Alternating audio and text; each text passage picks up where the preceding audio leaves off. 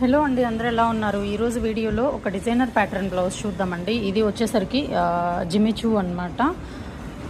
హ్యాండ్స్కి ఈ విధంగా అయితే జర్కాన్ లేస్ వస్తుంది అండ్ ఫ్రంట్లో ప్యాడెడ్ బ్లౌజ్ అండి, ప్రిన్సెస్ కట్టు padded blouse. And back neck వచ్చేసరికి ఇది బ్యాక్లెస్ స్ట్రిప్లెస్ అనమాట.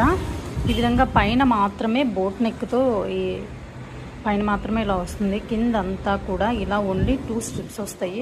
కస్టమర్ ఇలానే కావాలని అడిగారండి, సో ఇలానే కస్టమైజ్ చేసాము. ఇది వచ్చేసరికి first blouse and second blouse వచ్చేసరికి టిష్యూ పట్టు మీద ఈ విధంగా వర్క్ అయితే చేసేసి టిష్యూ పట్టు మీద ప్యాచ్ వర్క్తో వస్తుంది.